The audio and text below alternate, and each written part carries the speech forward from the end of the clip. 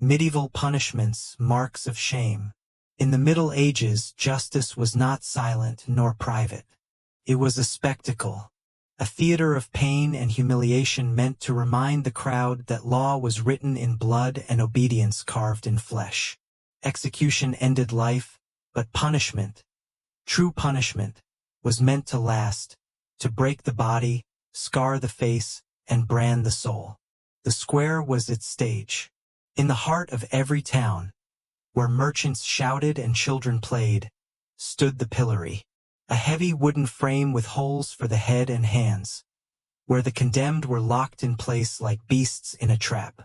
Once the board clamped shut, the punishment began not from judge or jailer, but from the people. Crowds gathered, jeering, throwing rotten vegetables, mud, dung, and sharp stones. Children pulled the victim's hair. Men spat in their face. Women hurled curses, calling out every crime. The longer the sentence, the more the body bent under its own weight, shoulders screaming, legs trembling. In summer, the sun burned. In winter, snow froze the skin. Hours stretched into days, and many collapsed, unable to hold their head upright. Some died still locked in place, their corpses left to rot until the smell itself became punishment for the village. The stocks were no gentler.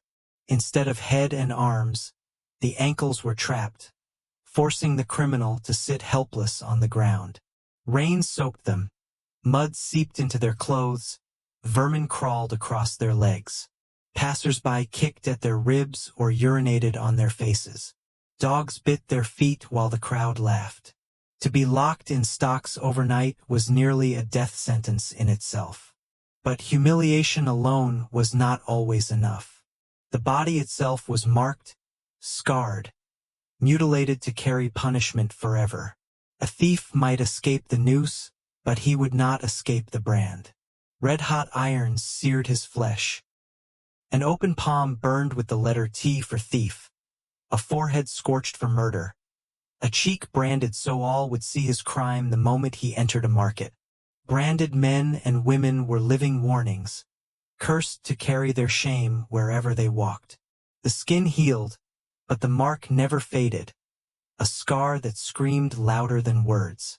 Mutilation was harsher still, for it took away what a man or woman most needed. A liar's tongue was torn out at the root, leaving him mute forever.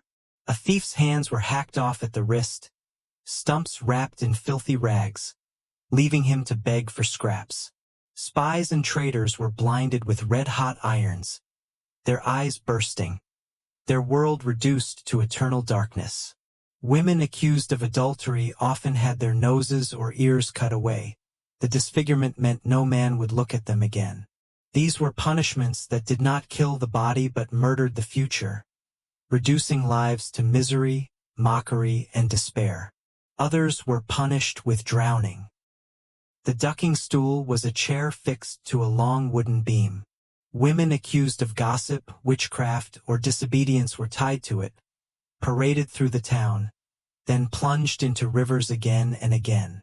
Water choked their screams, lungs filling as their bodies thrashed. Sometimes they were pulled up gasping, only to be plunged again. Other times they were not pulled up at all, and the river carried their broken corpses downstream.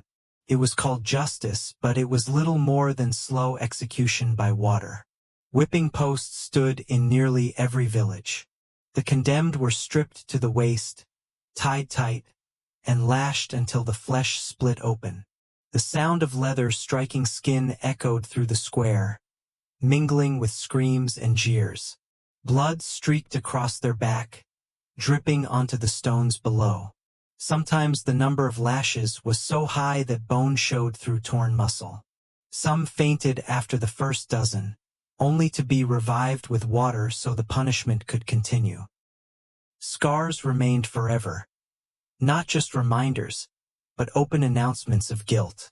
Not all punishments were violent. Some were crafted to crush the soul through humiliation. Drunkards were forced to wear wooden barrels as clothing, stumbling through the streets while the crowd laughed. Adulterers were paraded with horns tied to their heads. Thieves were made to carry the very goods they had stolen, chained around their necks as they stumbled under the weight. These humiliations stung more than whips for many, for they turned neighbors into enemies and laughter into scars that outlived pain. But the punishments could also turn deadly in their cruelty.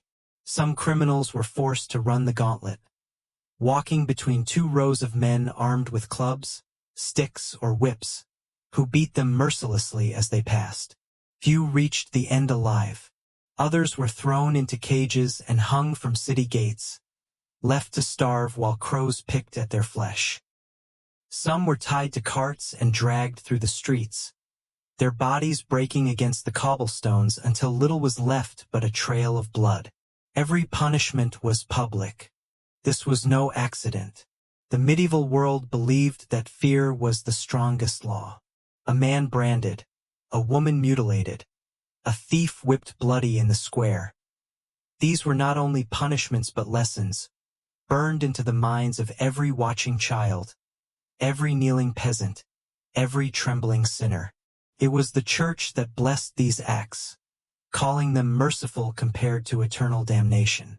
Better a tongue torn out than a soul swallowed by hell. Better lashes on the back than flames on Judgment Day. But mercy had little to do with it. Medieval punishment was meant to humiliate, to scar, to terrify. Execution ended life, but punishment lingered like a curse, carried on the body, whispered in the streets, etched into the soul. Death was silence. Punishment was memory. And in the Middle Ages, memory was as cruel as death itself.